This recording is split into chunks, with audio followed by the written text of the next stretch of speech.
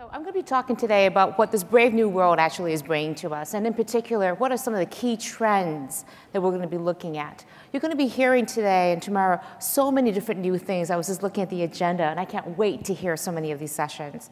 And what I'd like to do is to talk about what is possible today and what is probable tomorrow. And so I'm going to lay out 3 different types of scenarios for you to hopefully get your mind thinking and set the stage for the rest of the conference. So just to give us an idea of how far things have come, as Brady has said, so many things have changed. And I just put up a very simple timeline here that shows just how much has changed in such a short amount of time.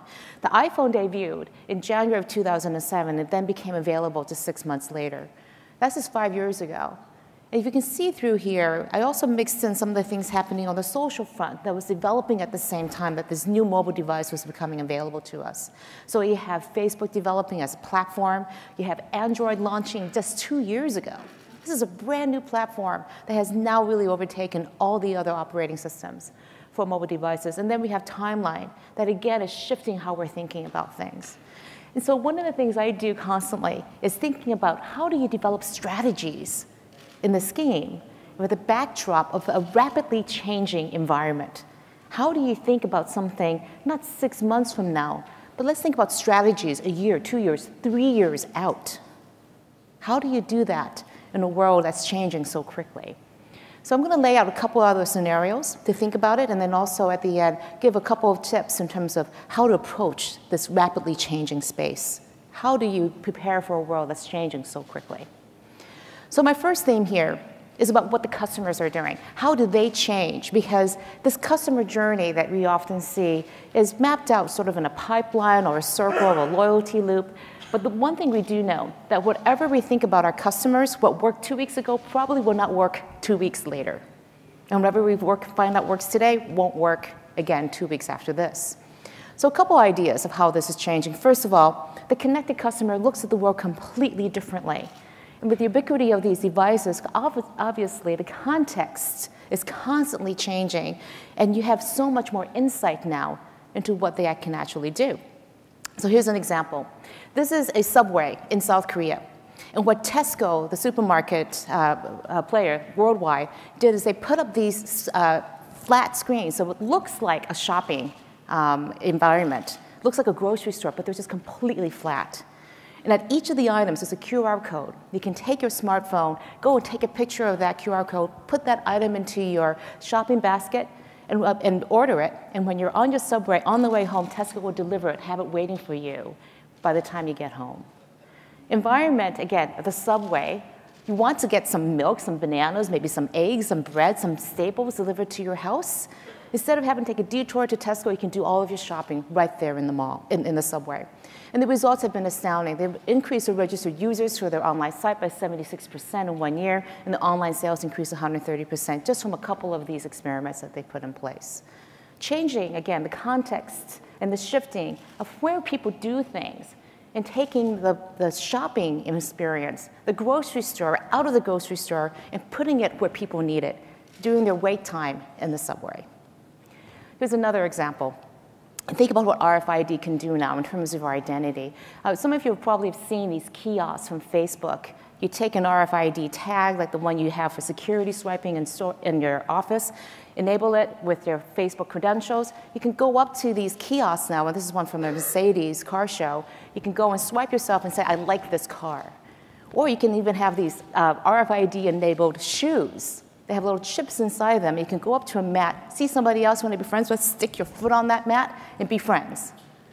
Imagine one that's embedded in your watch that has your Facebook credentials in it.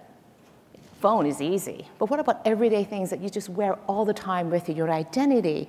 It's just an RFID chip, and where could you enable that? Here's another example. How well do you truly know your customers? So here's me. This is what most companies know about me. I'm 25 to 55 years old, and I put a nice big range in there. I'm married. I have kids. I'm working. I have a graduate degree. And you can see that I probably travel a lot, given the work that I do. But you could know so much more about me. I'm constantly updating my Facebook page. I have a Pinterest page. You can see what I'm interested in.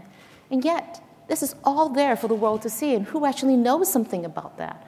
What context do you have to be able to make that experience for me that experience that's so important to you there and available. So here's a scenario that happens to me on average and to most people 1.4 times a week. We go to the grocery store. I walk into my local Safeway. Who do they know about me? What do they know about me? Do they know anything? The first time they know it's actually me is when I'm checking out, when I've made my purchase decisions already. And I get these coupons that get printed out, and I take them home and probably like you, like throw them away. So how effective is that as an experience? Instead, what I want to know is when I walk into my store, the store knows it's me. I've taken my phone, I've enabled it, there are sensors they can detect, and I've given the store permission to know it's me. I can also just check in. At any given time, especially during the busy day, about 40% for grocery stores of their Twitter mentions are check-ins. It's just people saying, I'm at Safeway. The local manager at that Safeway store has no idea that I've just walked in the store and identified myself to the world, but people right around me, the people who would really care and could make a difference in my experience, have no idea. That could easily change, because right now what I can do, I can get coupons right away. I can go up to this kiosk at my local store, my pharmacy, and be able to swipe my loyalty card and get coupons right away based on what my previous decisions were at the beginning of my experience, of my shopping experience. But that's fairly manual, and usually this kiosk is sort of tucked away to the side. What if instead I could just get them sent to my phone based on a shopping list or any sort of identification that I've had, just simply walking into the store even, with nothing else. Just that serendipitous experience of having the store know who I am and anticipate that these are the things that I could like. Or even better, if they know who my social network is, my friends bought these things, you may want to consider these things as well. Google, with its new social network, still just developing with Google+, has a lot of that information, and it also has a phone platform to enable those kinds of connections. And in terms of the experience inside the store, could I be directed to the actual shelf where it's located? I know there's some sessions later on talking about in-store navigation. This is something that's happening today. Myers in the Midwest, a large superstore, has the ability to take an app. You can take your shopping list, and it'll direct you to not only where the location is, it'll show you on a map by the aisle and also on the shelf location wherever exactly that thing is. And this is something you can do in a couple of their stores, and they're testing it. But in the future, what if I could take my shopping cart, my phone, use in-store GPS, and it knowing the way that I shop can map out the most efficient way to go through. And by the way, it knows where I am in the store, can point me again to a particular point on that shelf and say, your friends like this. So you actually, again, introduce serendipity into that shopping experience. Knowing your customers, allowing that permission to say, what kind of relationship do I want? And then give them that experience. And just as importantly, the experience and what I want as a customer could be, leave me alone. It could be, I don't need you to know where I am or what I want to do. I want very specific types of experiences and in relationships that may not involve such deep commitment. So that's a way of thinking about the new shopping experience, the new sort of customer experience that you could build, just again in a retail environment. What I want to talk about is the sentient world. And I'm not saying that we're going to have a place where Odyssey 2001, where hell is necessarily in our lives. But what could happen if our refrigerator could get really smart? Our phones, our cars, all the things that we interact with, the objects and the data that they put out there. Again, you're going to see a lot of information today, a lot of examples of how the world is becoming more sentient, smarter because of the data that we produce. Here are a couple examples. I have a Fitbit. Quite a few of you probably have this device too as well. It tracks my activity. I put it on my belt. It's a very smart odometer. And this is one of the things that I did. I went for a walk, and it was charting my activities and my steps. And at one point, I stopped. I was not moving for quite a few minutes. And what was really cool is that it actually figured out and adjusted my pace, knowing that this was a time when I was actually not walking. Any other odometer would just said, hey, take that entire distance and time. But it was smart enough to sort of put itself on pause and figure out that that wasn't actually walking time. So it subtracted that from the entire scan. And the reason was because I went and got a coffee. I stopped and got a coffee at Starbucks. but it wasn't smart enough to know, because of geography, where I was. Now, I had a smartphone turned on at the same time, was mapping me with RunKeeper, could actually see that I was there, but couldn't actually put all these things together into one place. So the apps are getting smarter, but they're not necessarily getting integrated yet, and we'll see a time when this actually happens. But here's another example. I think my smartphone isn't really that smart today. It can do a lot, but I still have to do a lot of the work. I want it to be smarter, be my true assistant, be something that can just make me so much more effective. Here's an example. Who do I talk to the most? Who are the most important people who I talk to? Prioritize them based on who do I talk to the most, who do I respond to the most quickly. I can do that within my email, for example. It'll have some intelligence behind it, but all that intelligence goes away on the phone, and it's not integrated at all with who I text, who I talk, and who I email. My communications behavior actually is a great indicator. It should be smarter in terms of elevating something. So if a really important person, like my mother, calls me, or emails me, maybe it'll send me a text message, or turn off the ringer and actually do something like shock me to make sure that I call my mother back as soon as possible. Here's another example. My contacts are pretty dumb right now. What if it could actually prioritize based on those communication behaviors and actually identify who are the most important people in my social network? My address book is probably the best reflection of my true social network, not just people who are my friends. I have thousands of friends, but who are the most important people in my life? And then therefore put that intelligence into my actual social networks using circles on Google+, or friend lists on Facebook, or again, groups within LinkedIn. Could it actually do that and make those kind of connections for me? I would really appreciate it, because friend management is a total pain today. How about my calendar? I'm always scheduling things on my calendar. I have the locations on them. What if my maps could figure out, wait, your location for your 9 o'clock meeting is in your office. Your 11 o'clock meeting is down in Palo Alto. You're going to have to build in some travel time. I know what those two locations are. I'm going to go and schedule your travel time for you on your calendar and block that out. I don't know how many times I've been stuck on a phone call in my car because I didn't think to block out time. My calendar could be smarter for me. My smartphone could actually tie these things together, really basic everyday scenarios where, again, context adds to that experience, and my smartphone gets smarter. The key thing for this, though, in order for all of this to happen, is that we have to trust the providers, the people who hold on to that data to do the right thing. And so I can't say, well, who are we going to trust in this? Is it going to be Google? Google might be one of the players. We probably have to trust Facebook, too, as well. And we also have to trust Apple. I hear all the time, privacy, permission, concerns, all very valid. But if we are going to live in this connected world where data is going to be put to use for us, then we have to figure this out. I think we're actually moving backwards because of all the privacy concerns right now, especially with contacts being uploaded through these apps. And we need to build, as an industry, the assurances and the trust in order to make sure that customers are comfortable moving into this new space together. We've come so far from 2007 in terms of what we can do with these devices now, and it's only because of the trustful relationship we can build with customers. The last example I want to give is adaptive organizations. What happens inside of enterprises and companies with mobility and with context? One of the things is that because of B2B apps and enterprise apps, they're actually changing the way that we work. So here's an example. Many of you may have seen what GE is doing. You can get this app that's on your phone, on your tablet, on your PC, on your laptop, that actually looks at all your engines. So these are for people who maintain engines. They can see an inventory of all the engines that they have, see what's happening with them using the sensors, and they all get sent to them because they're in the remote space. They're actually working in those workrooms to see what's happening with their engines and get one place that monitors everything.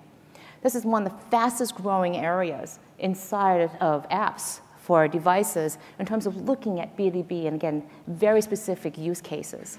Box is one just announced, for example, the fact that they can take all of those enterprise files and make them easily accessible through all of the cloud.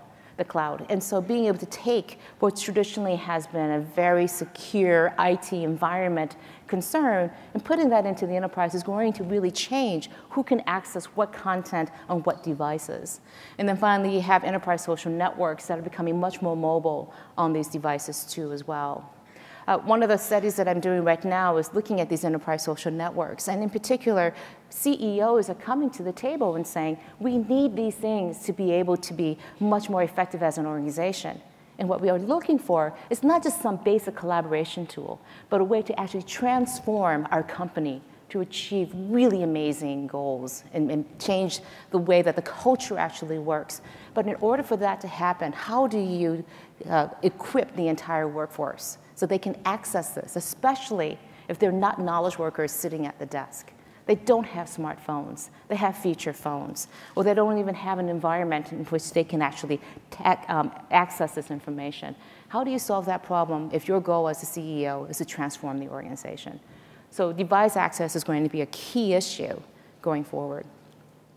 And one of the studies that my colleague Chris Silva is doing is looking at what are the scenarios for mobility inside the enterprise.